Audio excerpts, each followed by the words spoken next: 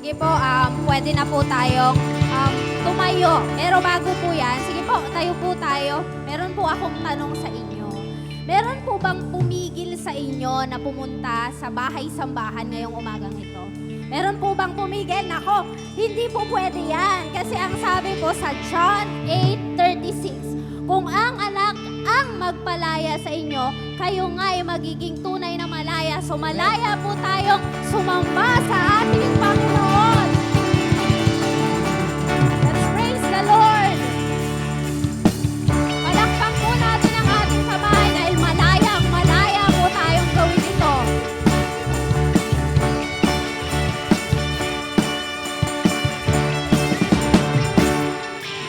Malaya. Come on, church. Malayang, Let's malayang, sing. malaya. Malaya, malayang, malayang, malaya.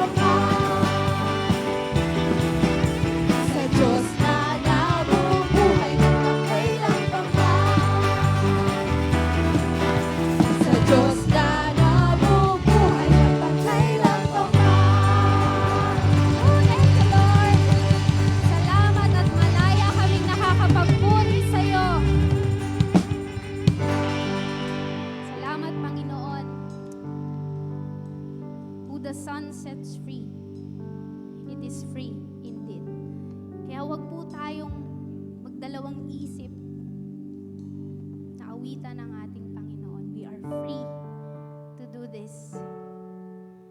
We are free to do this for our Lord.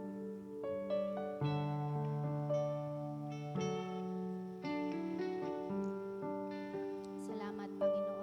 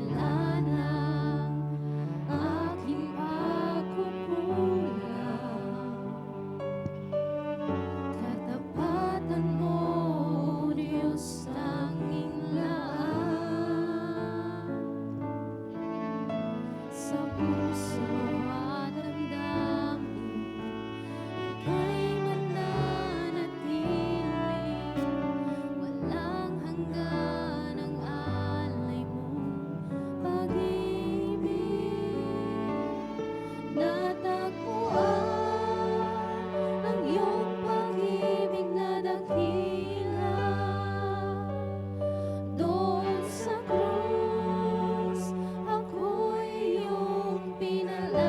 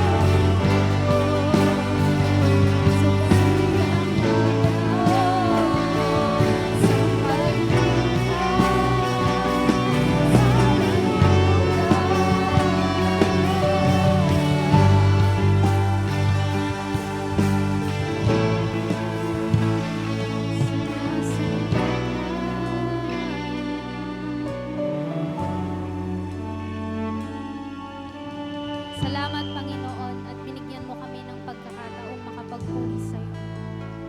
Salamat, Lord God, at ipinalaya mo.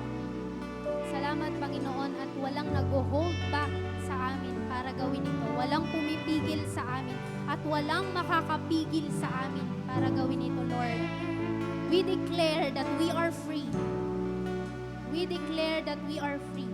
Free to worship. Free to love you, Lord God.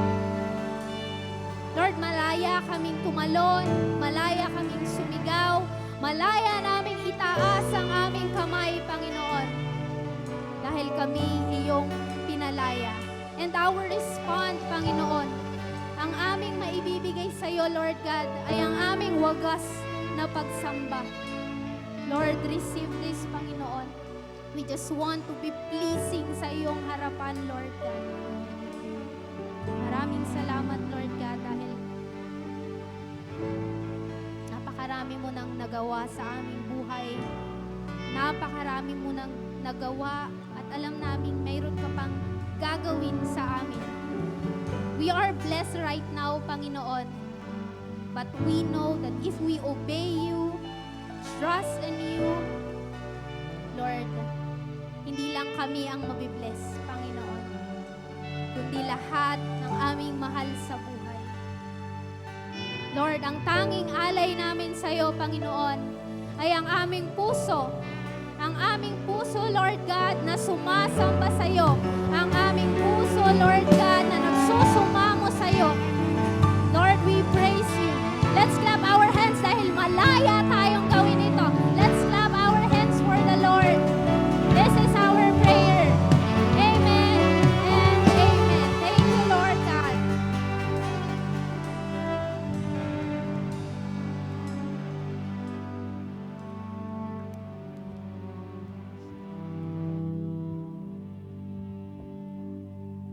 Ayan, praise God.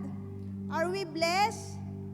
Amen. Talaga pong napakabuti ng ating Panginoon dahil muli ay isa na naman pong bagong araw at bagong linggo ang binigay sa atin ng Panginoon para siya ay ating papurihan at parangalan sa ating mga buhay. At talaga pong napakasarap pong magpuri sa ating Diyos na buhay. Amen po. At talagang nag-uumapaw ang presensya ng ating Panginoon at talaga pong karapat dapat lamang po siyang sambahin at parangalan sa ating mga buhay. Amen po. Ayan po, bago po tayo tumungo sa ating tithes and offering, maikling announcement lamang po sa mga hindi pa po nababaptize.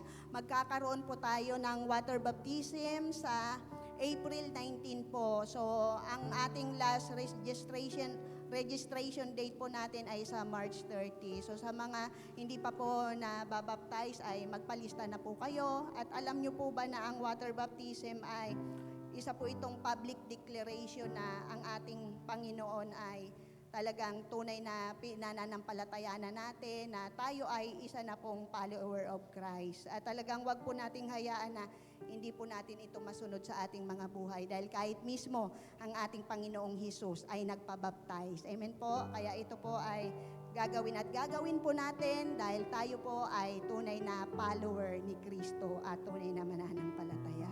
So ayan po, sa mga naghahanap po ng mga Bible reading po, gusto nang maghanap ng Bible reading guide, meron po tayo na araw-araw na pinopost po sa ating FB page. So, sa mga hindi pa po nakaka-follow, i-follow nyo po ang ating FB page ng CCOF Marikina, i-like nyo po, and i-share nyo na rin po dahil talaga pong ang kapangyarihan ng Panginoon ay hindi po matatawaran at pwede po itong ipaabot kahit kanino man. So, ayan po, at sa mga may desire po na mag-serve sa Panginoon, pwede po kayong mag-involve dyan sa mga ministry ng ating Panginoon dito po sa lupa, tulad po ng Martha Ministry, ushering team, prayer team, at maging po sa music team. So, ang buhay po natin ay ibigay po natin sa ating Panginoon para siya ay ating mapaglingkuran. Amen po, hindi po magiging makulay ang ating buhay, hindi magiging makabuluhan ang ating buhay kung hindi po natin gagamitin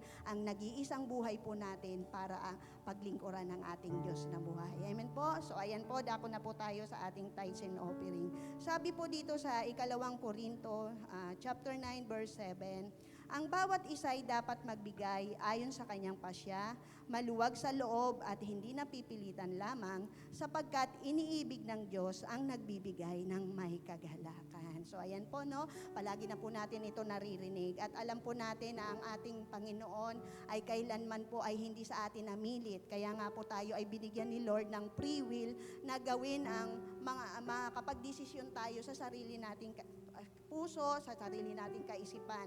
So ang ating Panginoon po ay hindi po tumitingin sa amount, kundi ang tinitingnan po ng ating Panginoon ay yung puso natin, kung paano ba tayo nagkakaloob, kung paano ba tayo nagbabalik sa Kanya sa lahat ng bagay na ibinibigay niya po sa atin. So ang ating puso po ay lagi nating saliksikin, ipasaliksik sa ating Panginoon na sa tuwing nagbabalik tayo ng mga kaloob ay laging dapat na naandun ang kagalakan, naandun ang pag-ibig. Dahil sabi nga ng ating Panginoon, di ba, nalulugod siya at nagagalak siya sa mga taong nagkakaloob ng may kagalakan at pag-ibig sa ating mga puso. So ayan po, magbigay po tayo sa ating Diyos na buhay na may kaluguran sa ating mga puso. Amen po.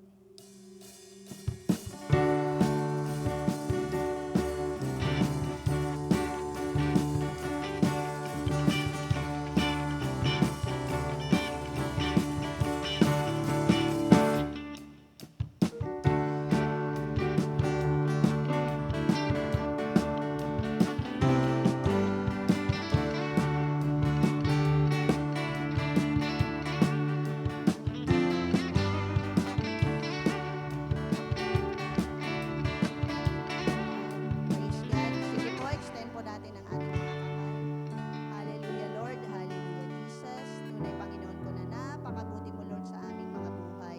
Tunay, Lord, na Ikaw ang Diyos na hindi nagkulang. Ikaw ang Diyos na laging tapat at mabuti sa bawat isa sa amin, O Lord.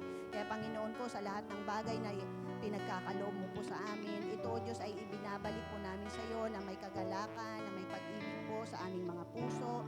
At tunay, Lord, na ang mga ikapong ito, ang mga tithes and offering na ito, O Lord, ay tunay na magsilbi nawa, O Diyos, na mabangong samyo sa iyong harapan na inyo pong kinalulugdan. Salamat, Lord, sa iyong mga anak din na laging bukas palad, na laging nagtatapat.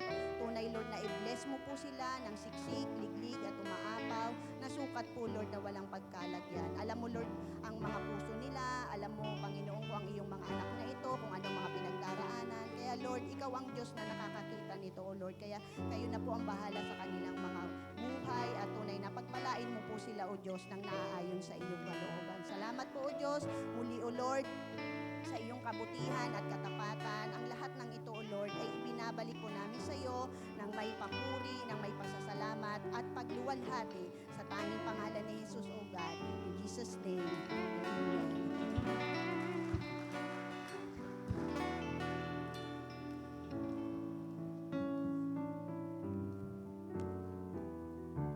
Sige, maaari po ba natin kantahin yung chorus ng Malayang Malaya?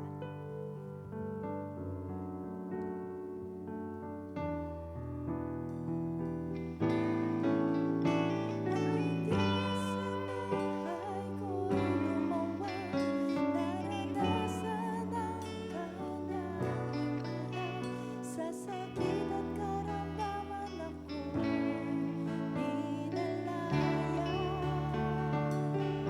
Ang kasalanan at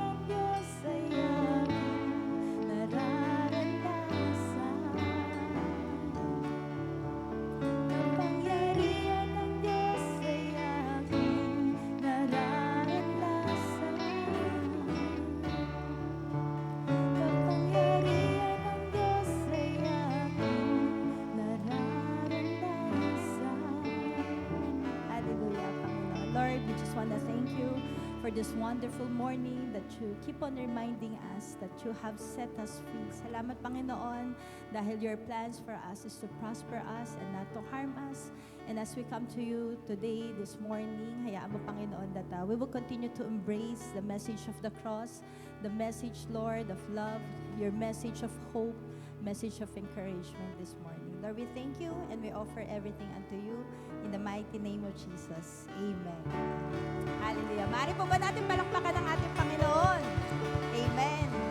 You know, the Lord never stops in the process na tayo po ay patuloy na binabago niya. Di ba? Katulad nga sa kinanta natin, araw-araw niya tayong binabago, araw-araw niya po tayong pinapalaya. Not just yung one-time event na nung nakakilala tayo sa Lord, but every day of our lives, nais ng Lord na palayain niya po tayo. Kaya po, di ba, ang ganda nung kanta ng mga inawit natin kanina, it speaks about our freedom in the Lord. Amen.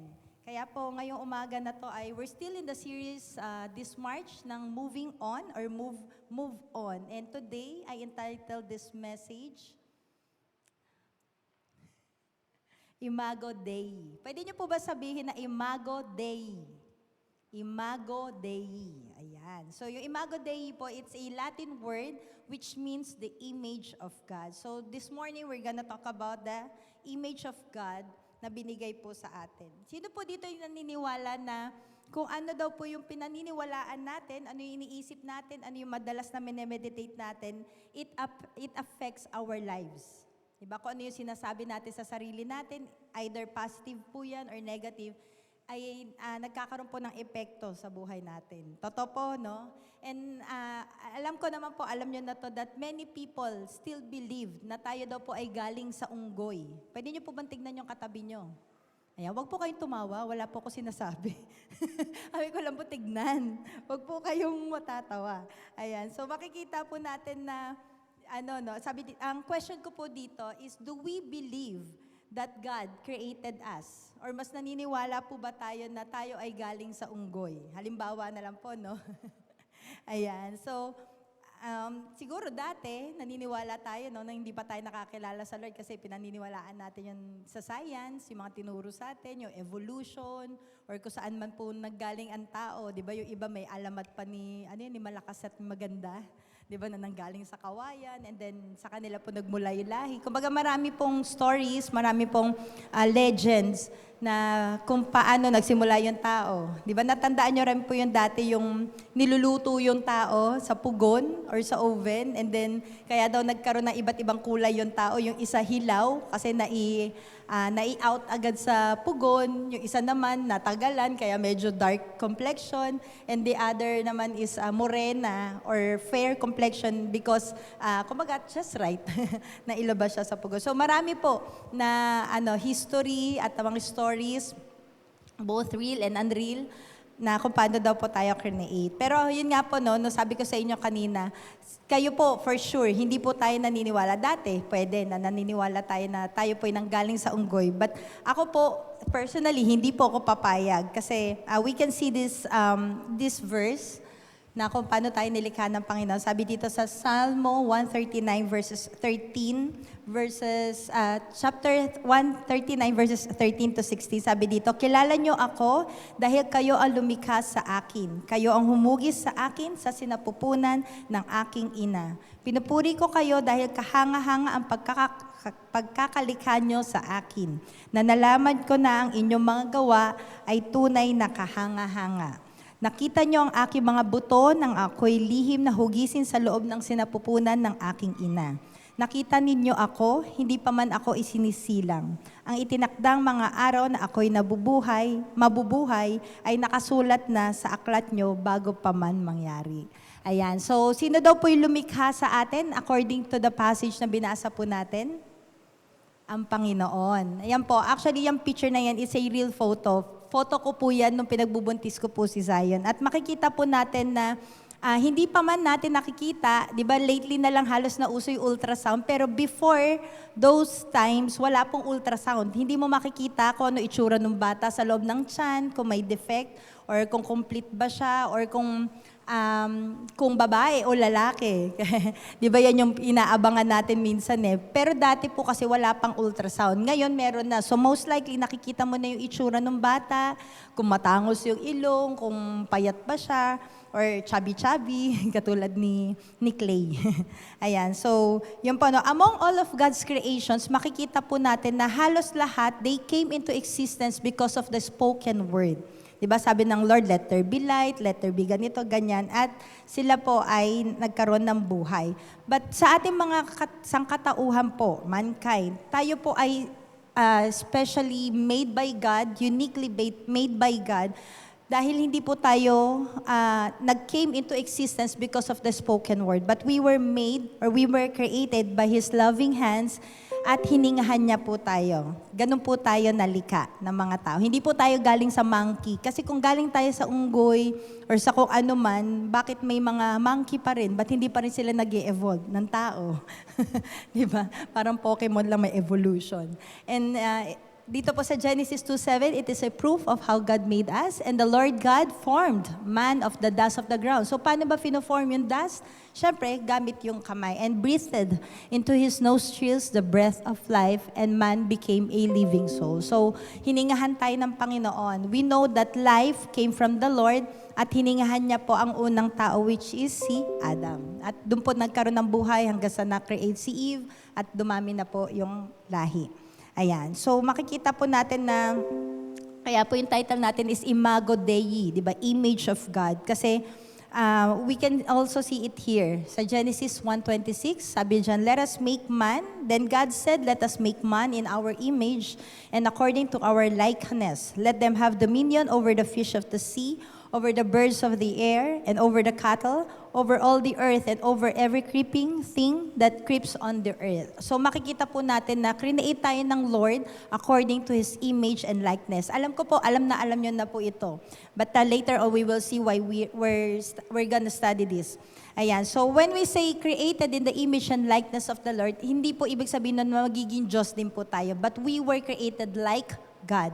When we say like God, andun po yung free will natin.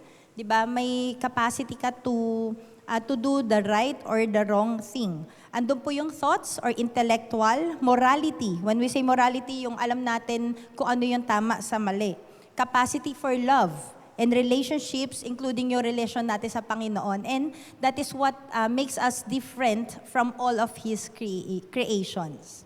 Ayan po. Kaya po, meron ako isang favorite movie. Isa po siyang, lumang-lumang movie na siya. Hindi na siya ni-remake eh. Pero isa po siyang pambatang movie na kung saan, kahit pambata po siyang movie, marami kang matututunan na valuable lesson.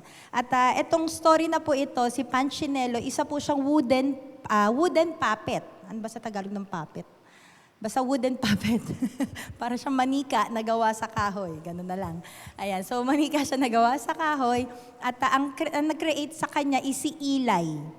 Ayan. So, itong movie na to, halos lahat ng mga tao doon, yung mga puppet na yan, lagi silang longing na to be belonged in a group or in a group of people. To the point po na lahat sila, nag-aim sila na magkaroon ng stickers.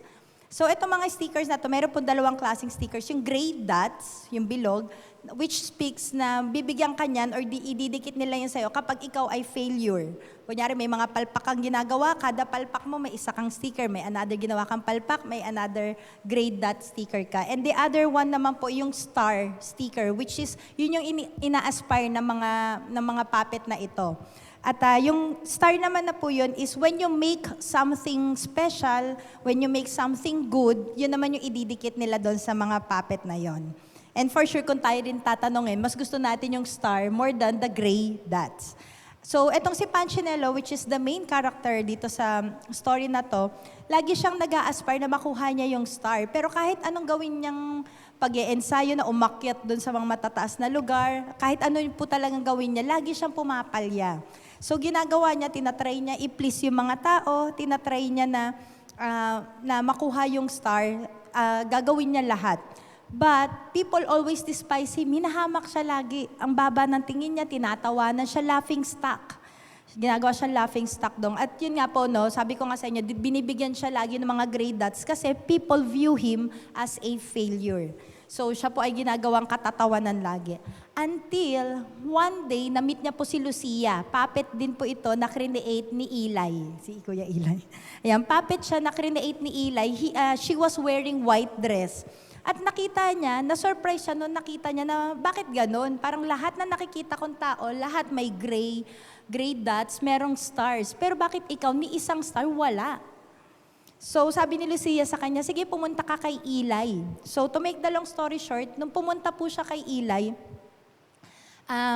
tinanong niya, sabi niya, bakit ganon? Sabi niya, may na-meet ako isang puppet, si Lucia. Sabi niya, bakit wala siyang stickers ni isa? And then sabi ni Eli sa kanya, yung nag-create sa kanila po, no? Sabi, stickers only stick if you let them. Hindi ko alam kung nailagay ko. Ayan, stickers only stick if you let them. Ayan, so, ang ginawa ni Eli, sabi niya, pumunta ka sa akin every day. Sabi niya, so that I will remind you always of my love for you. At bago po siya umalis, meron siyang another very memorable na binigay na salita ulit. Sabi niya, remember, you are special because I made you and I don't make mistakes. Pwede niyo po ba ako sabayan? Sige. Remember,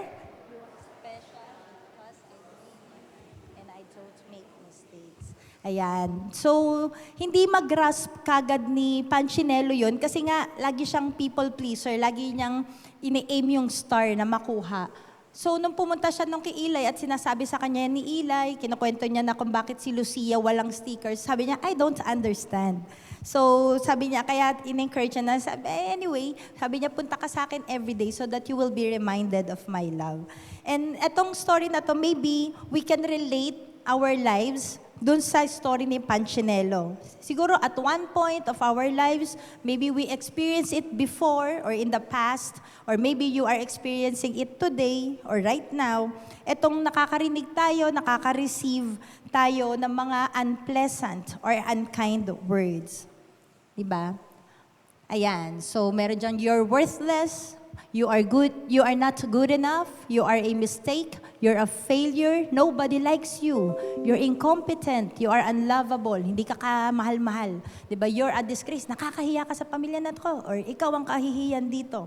Malamang hindi, more than that, hindi lang po naisulat lahat, pero baka may mga negative words or unkind or unpleasant words na nare-receive tayo, possibly from our parents, from our family, from our loved ones, or the people around us, sa school, sa work, wherever we are, nakakaranas po tayo ng gato. To the point na tayo po ay minamaliit, hinahamak. Diba? Tayo po yun, katulad ng Punchinello, tayo rin po ay naging katatawanan. Because of the status or situation or weaknesses, disabilities, and limitations that we have. Kaya po, or yung iba sa atin, siguro sabi na, you were born out of wedlock. Pinanganak ka kasi parang putok sa buhi, yung mga ganon. Or mahina tayo academically, or hindi ka nakapagtapos ng pag-aaral, kaya yung mga tao parang tingin sa'yo, parang, wala naman yan eh. And at kung ano-ano pa po, no, or minsan lack of experience. Whatever lackness or weakness that we have, yun po yung hinuhold nila sa atin at yun po yung labels na nilalagay or stickers na nilalagay nila sa atin, yung grade dot stickers. And those unkind words na na-release po nila sa atin ay minsan ayaw man natin aminin, pero at some point we grew up holding on to those labels or stickers na yun po, no? Or to some, maybe napangalanan kayo, na nagkaroon kayo ng name calling or name labeling. Di ba may nickname? Ako, ayan na naman si Disaster. Alam niyo po, nung one time na umuwi po kami ng Batangas, may narinig ako isang nanay, batang-bata pa yung bata, 1.5-year-old. Sabi niya, anak ko, ayan na naman si Disaster. Sabi niya, naawa ako, hindi ko alam kung paano ko siya i-correct kasi ako Christian ako eh. Tapos, syempre, unbeliever, hindi nakakilala sa Lord, so what do we expect? So, yun yung sinasabi niya sa anak niya kapag pupunta siya kay Lazayon, kukunin yung mga laruan, kukunin yung mga pencil, ayun na si Disaster. Ganun yung tawag sa kanya ng nanay niya. Naawa ako doon sa bata. Kasi yung name calling po, it's an offensive word or insulting names or labels para maliitin ka, hamakin ka. ng isang tao. At ito po yung, or to attack another person or a group. Na kung saan, ano po yung purpose ng name calling? Na tinatawag ko, ay, ayan na si disaster, ay, ayan na yung mahina. Ay, ayan na si ano, ganito, ganyan. Bakit po ginagawa ito ng mga tao or why they say, or why they use yung name calling? Kasi gusto nilang mag-appear na you are weak. Ikaw ay mahina, wala kang value, or you are unworthy, or to create a negative effect or impression sa isang tao po. At makikita natin dito sa mundo na ginagalawan po natin, we are full of those cruel persons. Di ba? Napaka-harsh. Di ba makita natin, hindi na lang ko mag-name, pero for sure, may mga naalala kayo sa showbiz na mga artista na, alam mo yun, katulad ng devotion namin kahapon, nakakatawa pag pinapanood natin. Pero being a Christian, pag finifilter mo siya, ay, hindi pala nakakatawa kasi minamaliit niya yung tao. Di ba? Iko-compare na ito si Pogi, ito si... Di ba? May mga ganong reaction. Or basta yung mga ganon po. Makikita natin na sa showbiz or sa internet, sa social medias ngayon, patok na patok yung mga nanlalait, mga tinatawanan, yung mga ganon. But for us na mga Christians, in this dying world that we live in, dawa po, ito po yung prayer ko sa bawat isa sa atin, no, na sana hindi po tayo yung maka-add up. Hindi na tayo yung isa sa mga nangahamak na mga tao, but instead of discouragement, we give hope doon sa mga tao.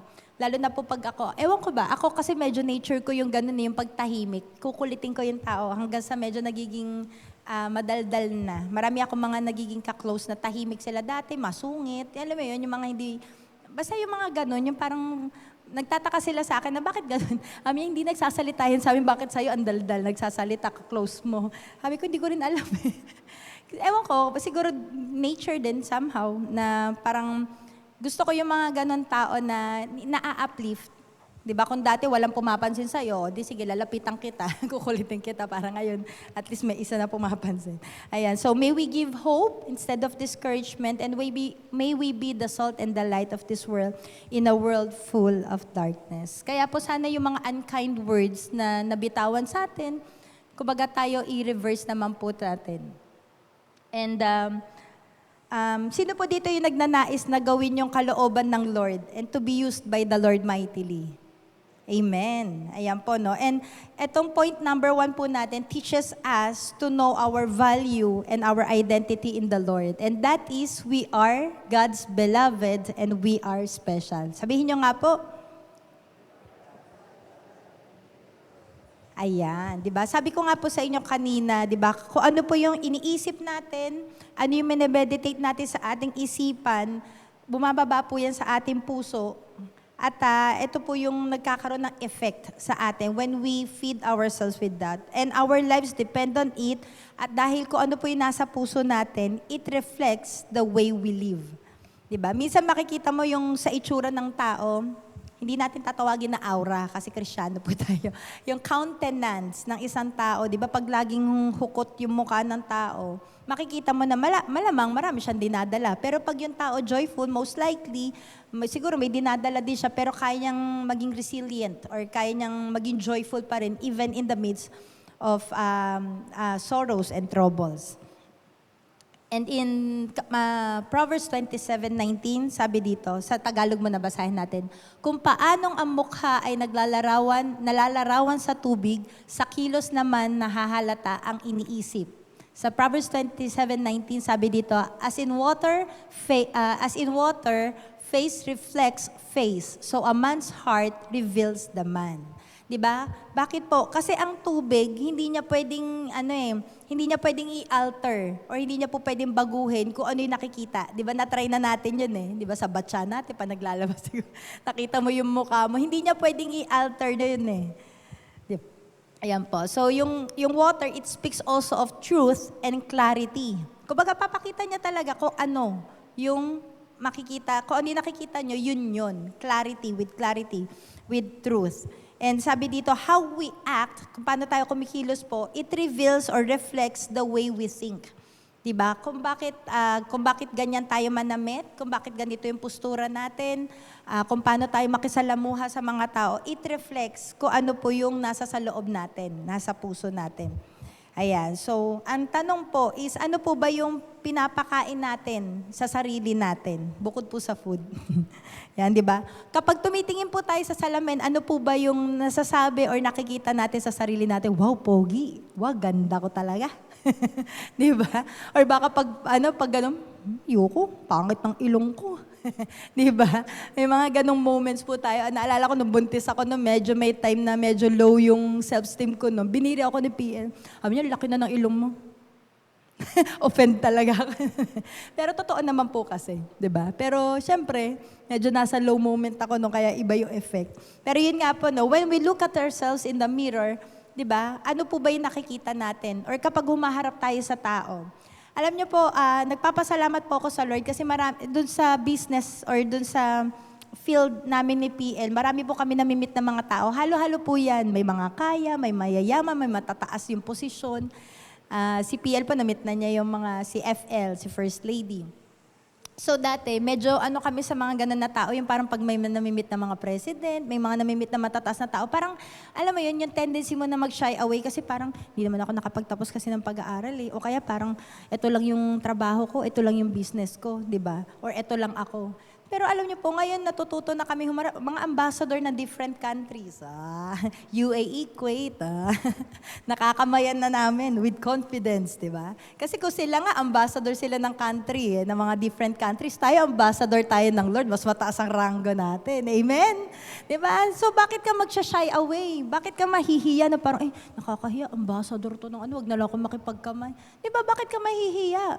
Di ba? Mataas ang ranggo natin sa Lord. So, yun nga po, no? Sabi ko sa inyo, kung ano yung iniisip natin, it reflects how we, kung paano tayo makisalamuha sa mga tao. Kung tingin mo ang liit mo, tapos yung kaharap mo, boss, kaya pansinin niyo po, sa mga ini-interview sa trabaho, di ba? Pagkaharap mo na yung boss, natatakot ka na pag ini-interview, parang nauutal-utal ka na kahit magaling ka naman mag-English or fluent ka naman na mag-Tagalog. Nauutal ka kasi yung iniisip mo, mataas kasi ito mababa ako. Di ba? Ako nag-a-apply pa lang siya, boss na. Alam niyo po yun, yung mga ganong senaryo. Kaya po, yun yung tanong ko sa inyo, no, di ba? What do we feed ourselves? Di ba? Do we ponder or pinag-iisipan po ba natin yung mga magagandang bagay or yung mga negative things? Di ba? Do we have a poor self-view of ourselves? Di ba yung sabi ko sa inyo? Parang, ayoko makipag-usap dyan. Ayoko mag-lead ng faith group. Hindi ako nakatapos ng pag-aaral. Ayoko mag-lead niya kasi ang alam ko pa lang ng Bible verse, John 3:16. Di ba? Minsan may mga ganong moments ayoko mag-share ng gospel dyan kasi mas magaling pa yan sa akin eh. Mas aral pa yan. Ang dami niya nga Bible verse. Ako, ang alam ko lang, Genesis 1:1. Di ba may mga ganong moments po tayo? Kahit Kristiyano na tayo, meron tayong poor self-image of ourselves. And yun nga po, no, it affects our lives. So yun po, no, ano din po ba yung madalas na dinedeclare natin or meditate natin, especially when we fail to do something. Diba? O kaya may pinapagawa si boss, may pinapagawa yung mga tao sa'yo. And then you failed. Diba? You failed. Ito po ba yung mga naririnig natin or sinasabi natin, di ko kaya talaga yan. Quit na lang ako. Di ko matatapos yan. Or sinasabi natin, di ako magaling dyan.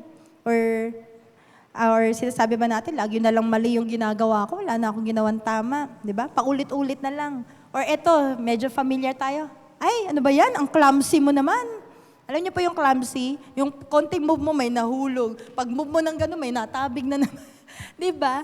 Alam niyo po, ako naging aware din po ako na gano'n eh. Nasabi ko rin yun sa sarili ko, ang clumsy ko naman, parang konting may naapakan.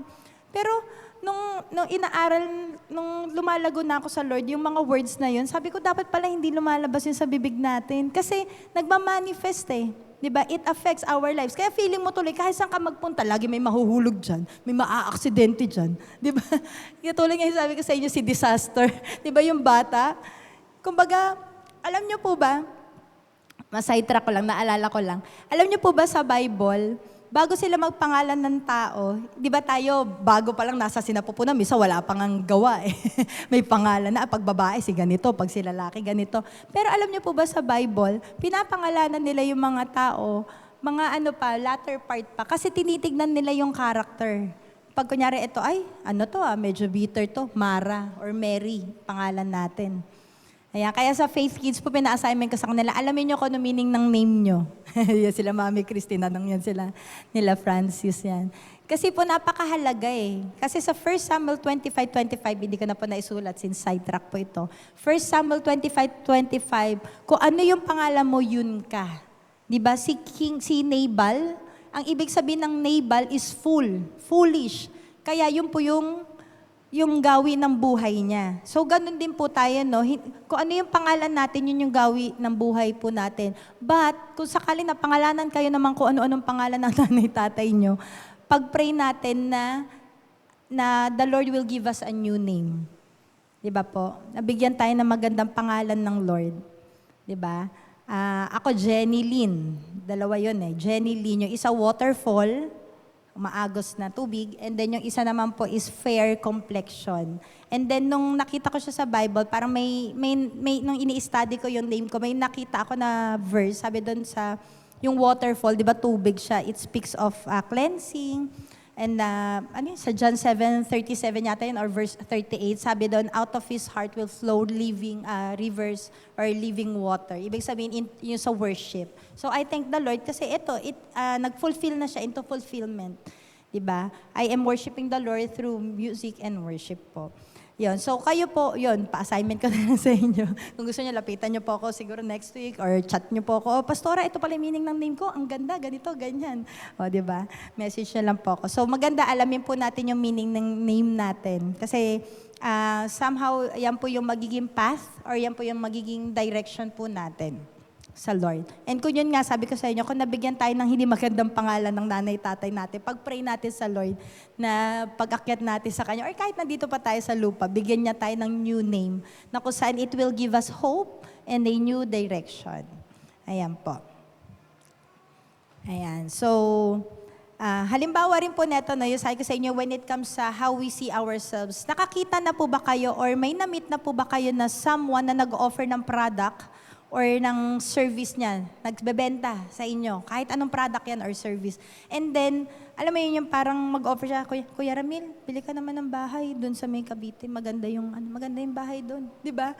Tingin niyo po ba si Kuya Ramil mako-convince ko na bumili ng bahay? Di ba? Tingnan niyo po, di ba? Nakita niyo po yung mga sales agent, very bold. Sila, very confident. Kahit anong tanong mo, alam nila kung paano sasagutin. Di ba? Kasi gusto nila makabenta sila ng bahay. Kasi yung binebenta nila, or yung product or service na binebenta, ino-offer nila is totoo, subok, at matatag. Parang bangko. Di ba po? Pero kapag yung nagbebenta sa inyo, nag-offer ng service or product, hindi siya confident, I doubt na makabenta siya kahit isa.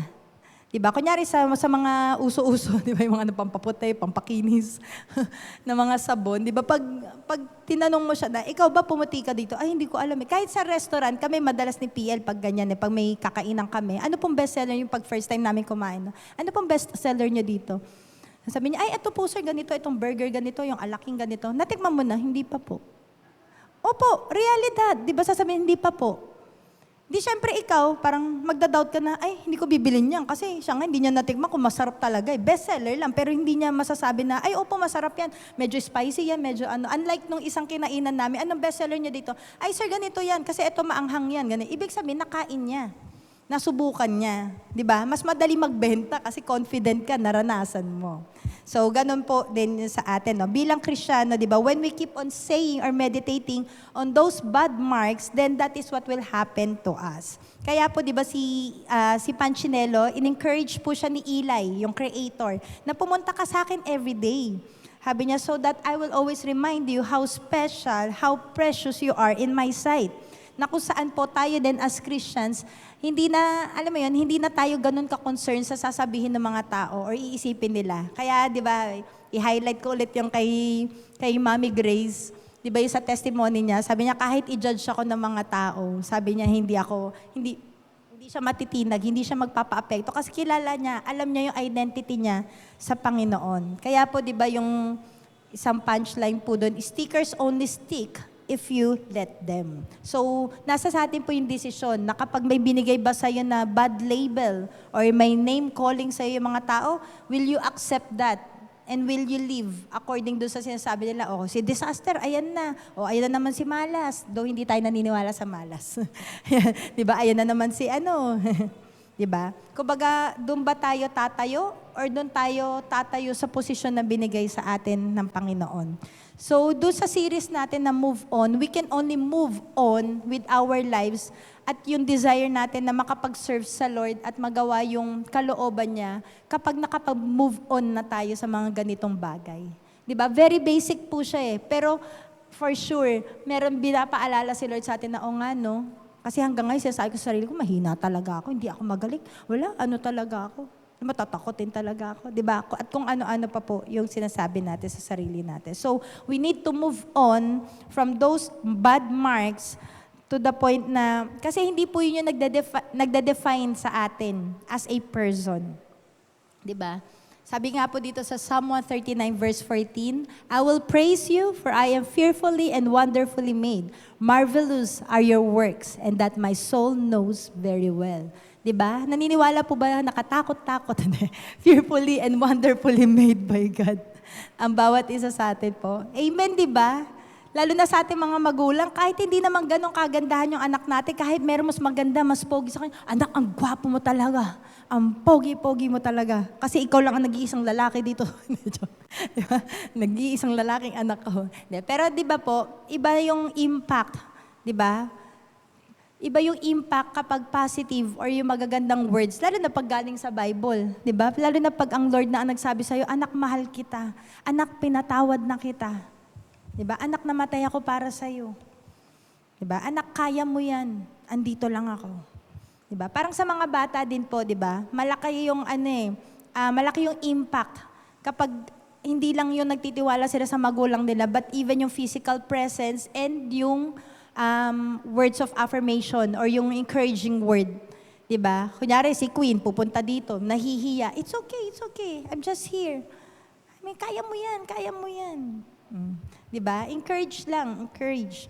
Yan. So, may our good Lord deliver us from being captive of those unkind words na kung saan binato sa atin ng mga tao so that we can live our lives with freedom. Diba? In freedom.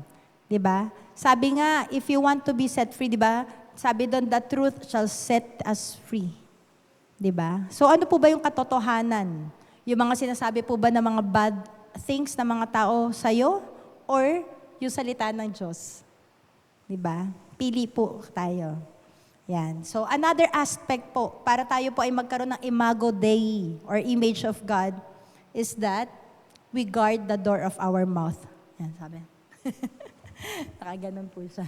Diba? Guard the door of our mouth. So, ano po ba yung madalas na sinasabi naman natin? Kanina, ano yung madalas na finifeed or iniisip natin? Diba? Pinapasok natin sa isipan natin, sa puso natin. Ngayon naman, ano po ba yung lumalabas naman sa bibig natin? Do our words bless or become a source of life? Or does it leave a curse and death? Another familiar verse, sabi dito sa Proverbs 18:21, death and life are in the power of the tongue, and those who love it will eat its fruit. Ayan. Kaya po kailangan talaga ipanalangin natin yung bibig natin, no, yung ating mga mouth. At let's ask the Lord for His grace and mercy to purify our lips. Diba? Lalo na po, pansinin niyo po, lalo na pag press against the wall ka na. Diba? Pag pressured ka na, ano ba ito? Nakakainis, diba? Reklamo. At kung ano-ano pa po yung lumalabas sa bibig po natin. In Luke 6:45, sabi dito, a good man out of the good treasure of his heart brings forth good. And an evil man out of the evil treasure of his heart brings forth evil. For out of the abundance of the heart, his mouth speaks. Diba? Saan daw po naggagaling yung mga words natin? Sa ating mga puso, out of the abundance. Kaya nga, di ba natawag dyan yung half-meant, yung joke? Diba? Minsan may mga, kasi may hugot, yan, nauso rin yan, di ba? Yung may hugot. Di ba na pag may nagsasalita, ay may hugot to. Di ba? Kasi out of the abundance of the heart, the mouth speaks. Di ba? Sabi doon, kung good yung puso mo, diba, out of a good man, kung good ikaw na tao, good treasure of his heart brings forth good. And the other way around, kung evil naman po yung natetreasure natin or nakatago sa ating mga puso, then it brings forth evil. Kaya po iingatan natin yung ating mga puso, no? Heart check. Para kung ano po yung lalabas sa ating mga bibig. Diba sabi nga po, words and actions are a reflection of what is truly inside our hearts. 'Di ba? Kasi kung ano po yung nasa puso natin, yun lang naman yung sasabihin natin eh. 'Di ba? Kapag tayo po ay madalas nakababad sa mga negative things, kunyari sa social media, puro chismisan, puro away, puro gossip, puro kung ano-ano po. Yun po yung lalabas sa ating mga bibig. Bakit? Kasi doon ka nagme-meditate, doon ka nagdodwell, doon ka namamalagi. Lalo na kapag yung mga kasama mo mga palamura, hindi mo pwede sabihin, hindi, Kristiyano ako. Dito muna ako sa mga friends ko na palamura. Or puro bad words, panlalait. 'Di ba? Imposible pong hindi kayo ma-corrupt. 'Di ba sa wala din po diyan. Corinthians 15:33, sabi po doon, bad company corrupts good character. 'Di ba? Yung lagi nating illustration yung sa kamatis, 'di ba? Napapansin niyo po 'yon, kahit isa lang po yung rotten diyan or sira, maaapektuhan at maaapektuhan niya po yung mga magagandang kamatis sa paligid niya po. Amen? Kaya po, we should be very wise to choose our company. Hindi po yung company na trabaho. Company, yung sinasamahan nyo po. Sinasamahan natin po. Kasi kung ano yung madalas na sinasamahan natin, yun po yun nagiging tayo din po.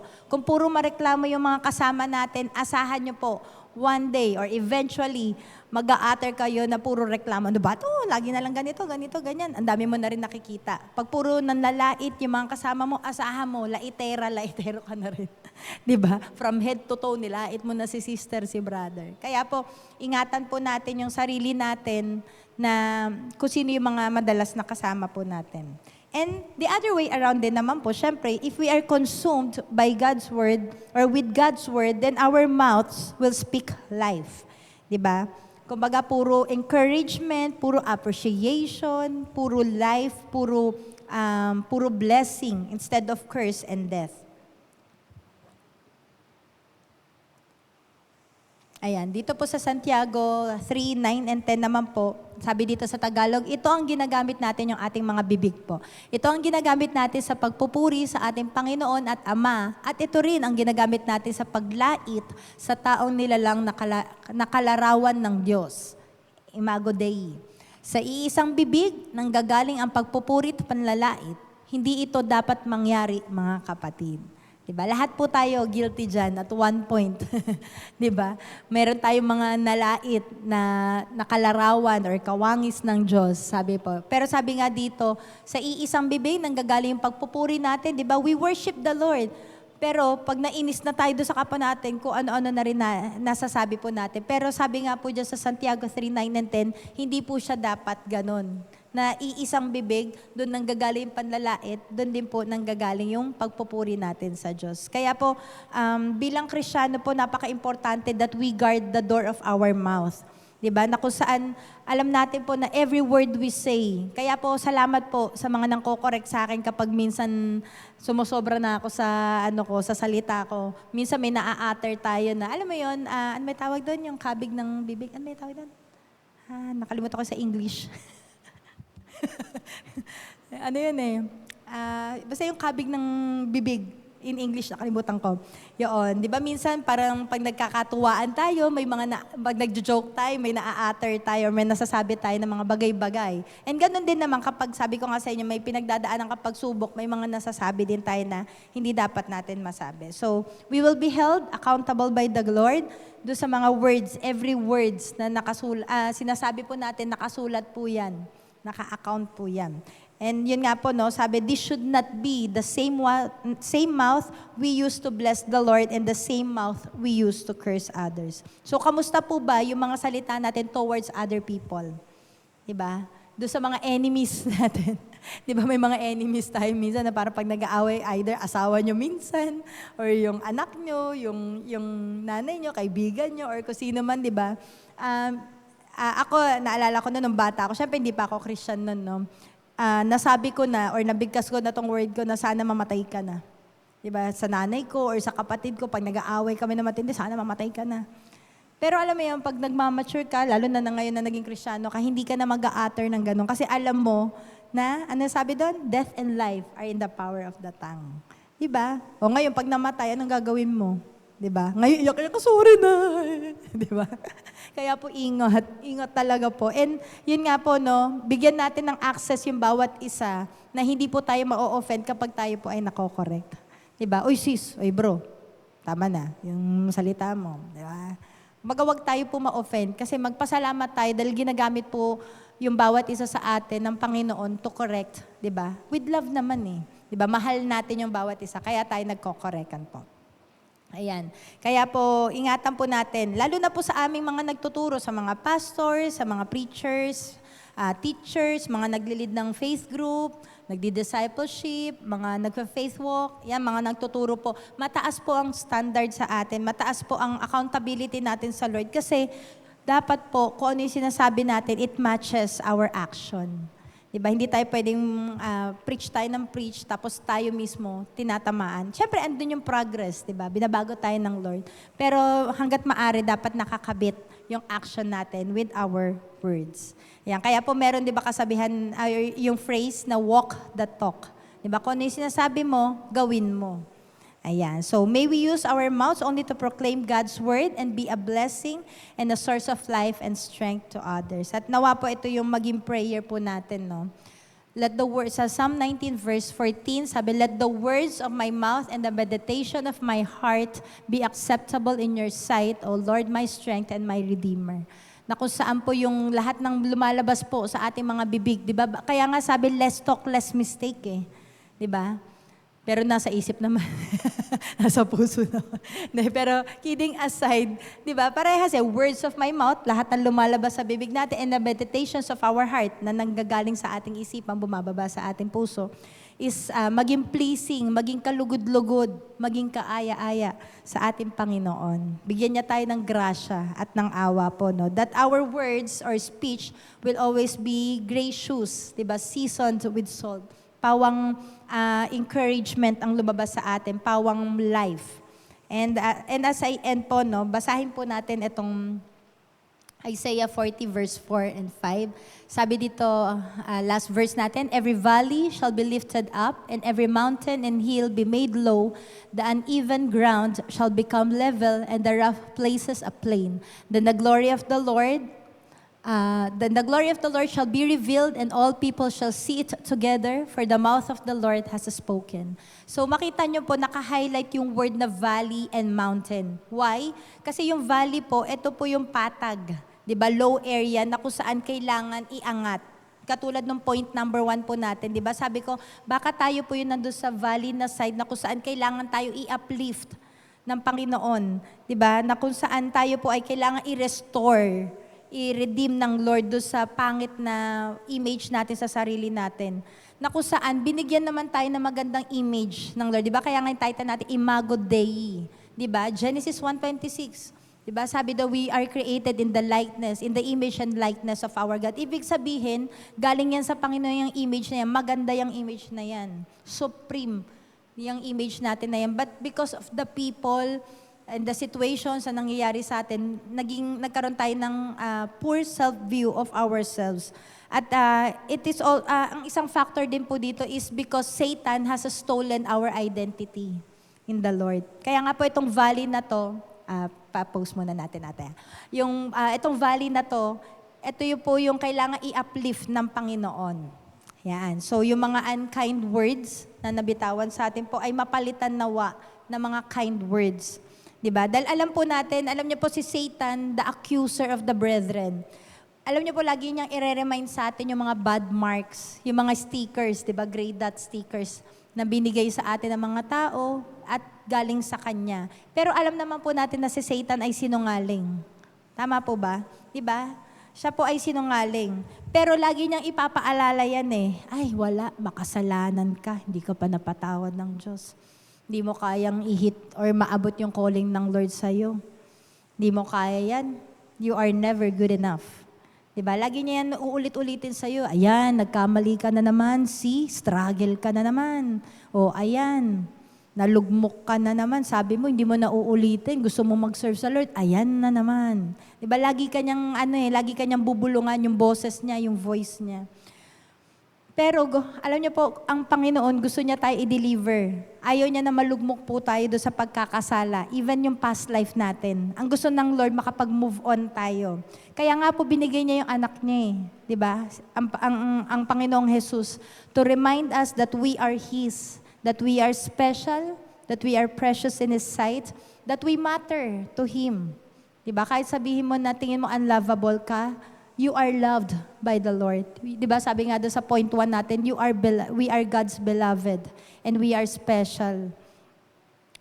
And the Lord would always remind us that He has forgiven us and will always forgive us. And He loves us so much to the point that He suffered and died for us. Diba? Kaya po kung tayo po yun nandun sa sitwasyon ng valley, allow the Lord to lift us up as we draw near unto Him. And on the other hand, yung mountain naman po, ang mountain kailangan niyang i-brought low. Kailangan niya i-level. Why? Kasi baka tayo naman po yung nanlalait ng hamak sa ibang mga tao. Natingin natin para, ay hindi, mas magaling ako dyan. Ay wala, hindi kaya niya yan. Mas kaya ko yan. Kung ako yun nandyan, perfect sana yan. Diba? Baka tayo naman po yung mountain. Kung hindi kayong valley, baka tayo naman po yung mountain. Na kung saan tayo yung nakapag-sow ng negative words to our children, sa mga tao, sa mga sitwasyon natin. Then let us submit to God and allow Him to humble us, to purify our lives as we ask for His forgiveness. Kasi sabi po sa James 4:6, sabi po dito, God opposes the proud but gives grace to the humble. Kaya po, allow natin ang Panginoon to work both ways. It's either you are in the valley that you need to be lifted up by the Lord, or you are a mountain that you need to be brought low or made low. Then let us allow the Lord to work in us so that His glory, yung kalwalhatian niya po, ay ma-reveal or makita po sa atin. And as we sing this song po, yung natagpuan, hayaan po natin na makita po natin yung value natin in the Lord. Because we can only see ourselves na we are valuable, that we are loved, that we are worthy, that we are special, kung natagpuan na natin ang Panginoon. Only then we can see ourselves. Kaya hayaan po natin na itong kanta na to will continue to manifest, will continue to sink deep in our hearts.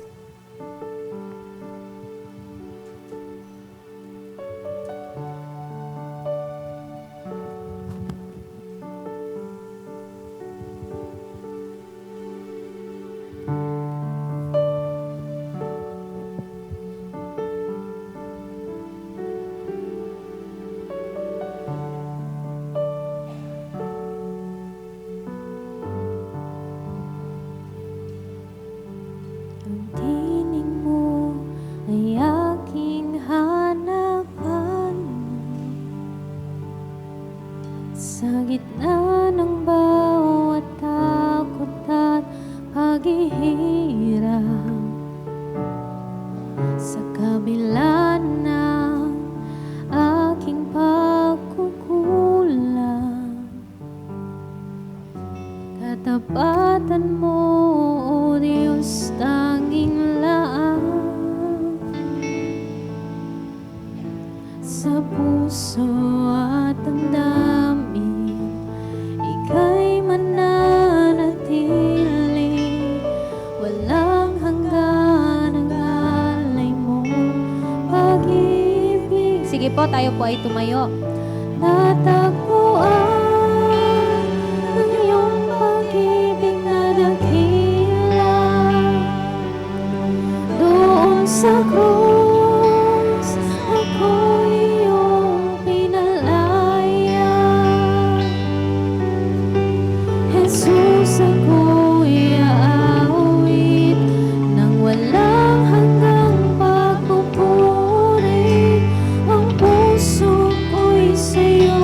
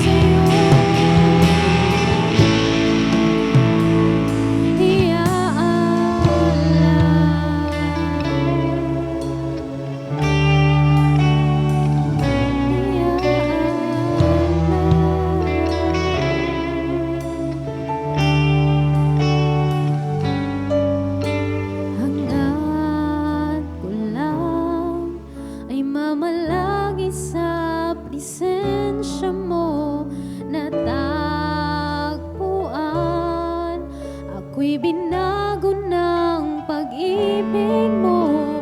Hangad ko lang ay mamalagi sa presensya mo. Luwalhatiin ang pangalan mo. Hangad ko lang ay mamalagi sa presensya mo. Natagpuan, ako'y binago ng pag-ibig mo. Hangad ko lang ay mamalagi sa presensya mo. Luwalhatiin ang pangalan mo. Ako'y natagpuan ng iyong pag-ibig na dakila. Doon sa krus, ako'y iyong pinalaya. Jesus, ako'y aawit ng walang hanggang pagpupuri. Ang puso ko'y sa'yo.